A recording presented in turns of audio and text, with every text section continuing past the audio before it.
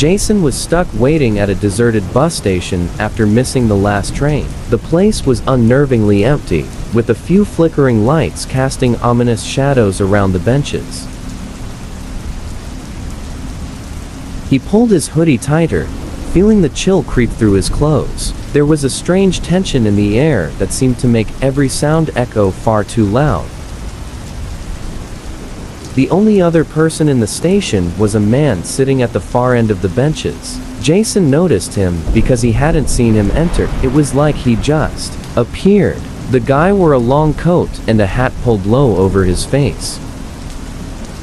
Jason couldn't tell if the man was asleep, awake, or even breathing, and somehow, that was worse than knowing.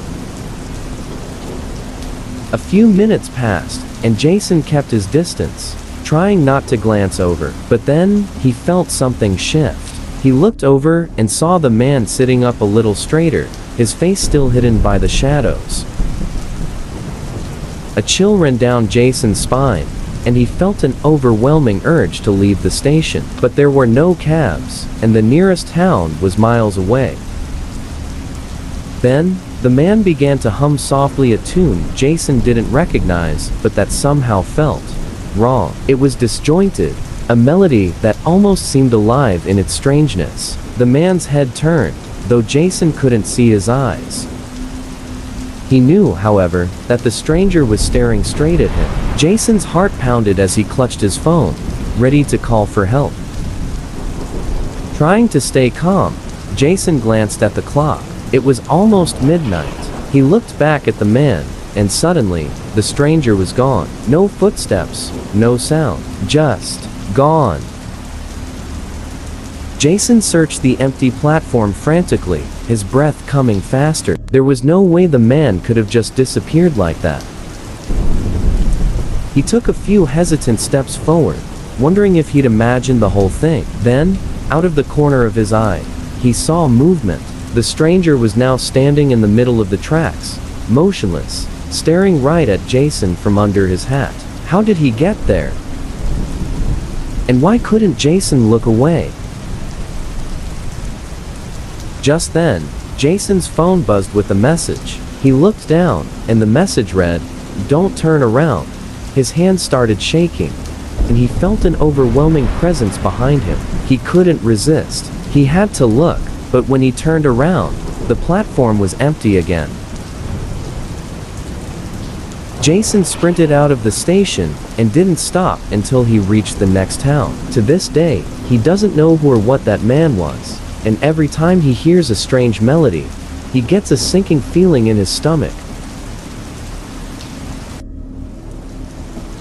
Maya was exhausted from her late night shift, and practically stumbled into the empty bus station. The last bus was supposed to arrive any minute, and she was more than ready to collapse into her bed. She sat down on a cold metal bench and checked her phone. The time read 12:02 a.m.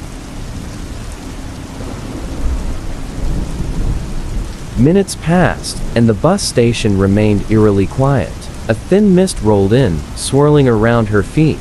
Finally, headlights appeared in the distance, and a bus pulled up. Maya boarded without a second thought, noticing that the bus was completely empty.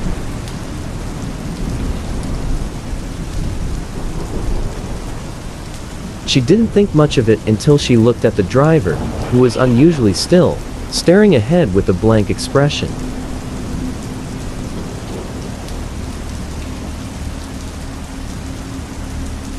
As she took a seat, the doors closed with a loud hiss, and the bus began to move. But the scenery looked strange. Buildings she'd never seen before lined the streets, and the street signs were completely unfamiliar. She figured it was a detour, but her stomach churned with the knees.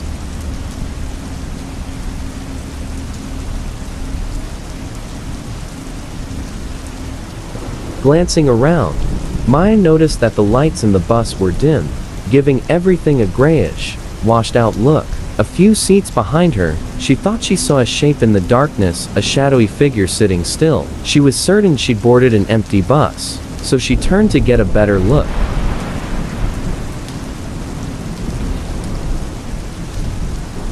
The figure's face was hidden in the shadows, but it seemed to be staring right at her. Maya's skin prickled. She looked forward again, hoping to calm herself down, but when she glanced back, the figure had moved a row closer, now only a few seats away.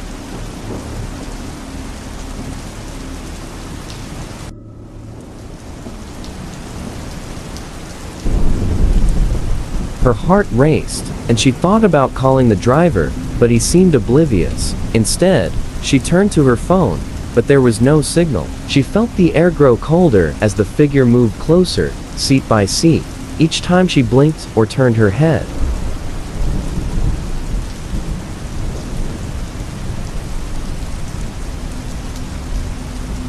Finally, the bus came to a stop. She was nowhere near her destination, but she didn't care. She bolted for the door and barely made it out before it closed behind her. She looked back, and the bus was gone, vanished into the mist without a sound.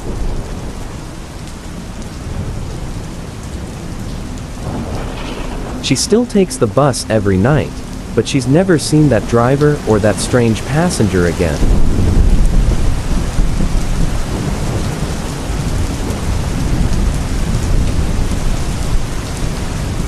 Lucas missed his train home and ended up waiting at an old, nearly abandoned bus station on the outskirts of town. The area was quiet, the only sounds being the hum of the distant highway and the occasional rustle of wind through the trees. He checked the time. It was 2:13 a.m. and he was alone.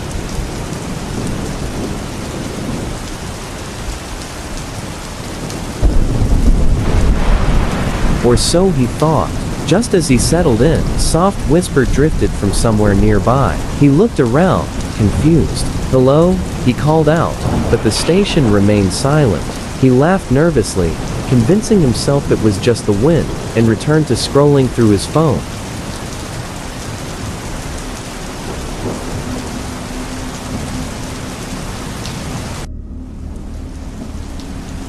A few minutes later, the whisper came again.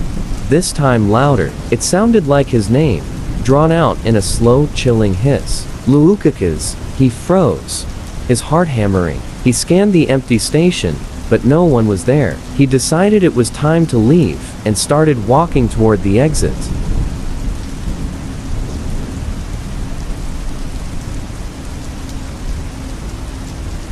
But as he moved, he noticed a shadow behind him, matching his every step. It moved as he moved, stopping when he stopped. He tried to catch his breath, his mind racing. Then, he heard it, the voice, much closer now. "Don't look back."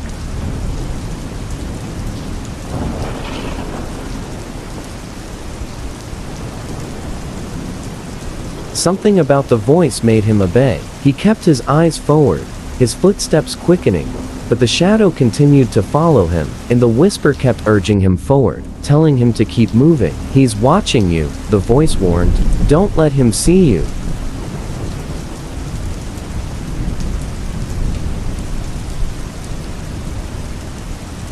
By the time Lucas reached the main road, he dared to glance over his shoulder. There was no one there. Relieved, he laughed it off, thinking he'd imagined it all. Just then, his phone buzzed with the text from an unknown number. "You didn't see me, right?"